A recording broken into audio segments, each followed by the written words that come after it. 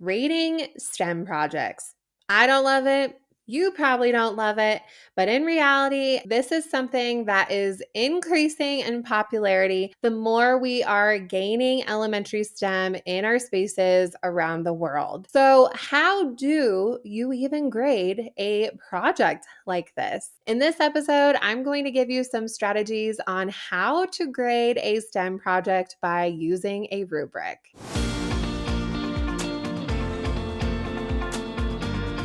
Over in my Instagram DMs at Naomi Meredith _, I got a message from one of you. And you wrote me saying, "Hi Naomi, just found your podcast and loved it. I tried to see if you already talked about this, but my STEAM is struggling with grading. Do you have an episode on how you do grading in your room?" This is an excellent question, and I have actually received similar questions from a lot of you out there over in my Instagram DMs and also by way of email. And it is an important concept to consider. Now, spoiler alert, I technically didn't have to grade and give grades when I was a K through 5 STEM teacher. I know that sounds absolutely insane, and you might be saying, "What? That's not fair." I know it kind of wasn't fair because PE art and music did have to give grades and I did not. I was told because there aren't any STEM standards in Colorado that I wasn't required to give grades. So I didn't. But I always thought about it if they ever changed their minds or they ever said when grading times came around, I had a plan in mind if that was something that I needed to do. And have no fear, this isn't a fluffy episode where I just pulled something out of thin air. This is literally exactly how I would grade projects. When I taught in the classroom, I would grade projects like this. And I also was on committees to grade things using rubrics and also to design them for these types of things. I did a lot of project-based learning when I was a classroom teacher, and so I was going to be using that experience if I ever were to grade. So don't write me off saying you don't know what you're talking about. I do. And this is exactly how I would grade a STEM project and really any hands-on project. First, you want to make your STEM projects standards based. Now, when you're thinking about backwards design and you are planning your lessons, you should be looking at the standards anyway, because this is going to make it a lot harder to grade if your lessons aren't standards based to begin with. You do want to keep this in mind, and that is why in my entire K through 5 STEM year-long plan of lessons, all of them are rooted in NGSS standards, along with an integration of Common Core literacy and math standards, and also the ISTE standards for students. All of my projects that I do K through 5 are revolved around this. And if it ever came down to grading, I wouldn't be stressed out because I knew my lessons were standards based even when we were doing something with robots, even when we were doing something with makerspace or coding. It all connected together. So you need to go and start there. I do have some episodes that talk all about how to plan a STEM lesson. So those will be linked in the show notes if you need some help with that. But you need to start there. You need to have your lessons be standards based, because what are you going to grade them on? Now, maybe your school grades on character traits like collaboration, critical thinking. Amazing, awesome. There actually are some Common Core standards in speaking and listening that talk about explaining ideas and working together as a group. But if you're going to have to really grade, think about your lessons. You might need to start there with the grading piece. If you're just doing surface level activities where they're just playing with robots for the day, you might need to rethink what you're doing with your kids. From there, so let's say, okay, Naomi, I do this. I plan with standards in mind.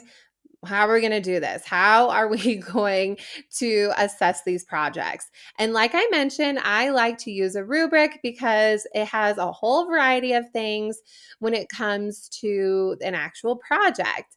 And when you are designing a rubric, I highly recommend creating a rubric that involves the process versus the product. it has both of those intertwined.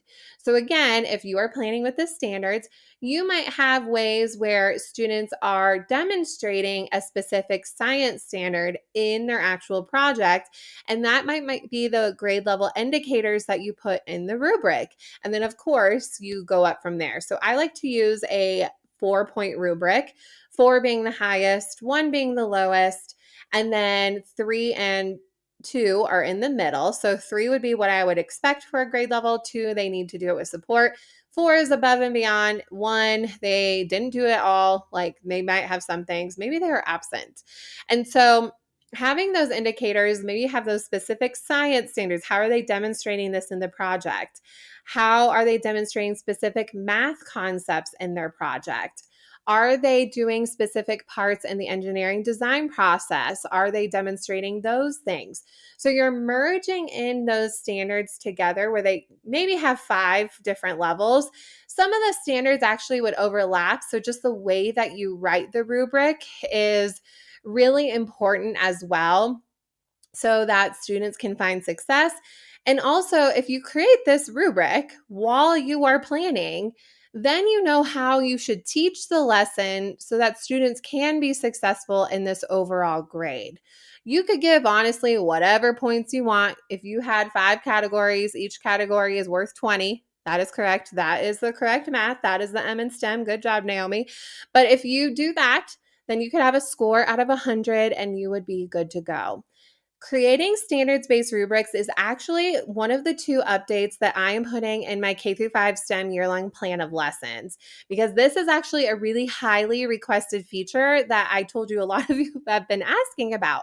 So this is something, if you see the lessons, my lessons that are $10, if you see that price difference, then that means I have updated those lessons with me teaching the lesson.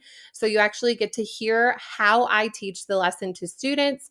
I create a video about me actually explaining the whole thing in the product. And then there's also an update with standards-based rubrics and also more math connections. So the sooner you jump in on those, the better. You get all the updates for free. And so you actually can have a rubric already set up for you for that main grade level that I plan it for. And then if you need to adjust it for other grades, you can have a sense of what that could be like. And finally, when you are creating rubrics for your students, I highly recommend to write it in kid-friendly language. If you have students 2nd through 5th grade, this actually might be a little bit easier because you're writing it in a way that if they read the rubric or if they were self-assessing, they could understand what is happening. I recommend doing self-assessment on these rubrics with your students. That can be a whole other topic, but that way you're not creating 2 different rubrics. When I taught writing, we graded on the student-friendly rubric, so then there wasn't any miscommunication of what they needed to add, and then it made sense. This might be a little more tricky for K and 2, maybe a little bit of 2nd grade, where you might have to add some images on this student-friendly rubric. But honestly, you could do the same thing. You could still grade them on the same thing. It doesn't have to be this whole overcomplicated thing when it comes to creating a rubric for students. Write it in a way that a student would understand, and that way you as the teacher be like, okay, they did this or they didn't do this. So then you don't need to create 2 different things. That is my philosophy on it, especially if you're making it standards based anyway. Why do you need to have the teacher language?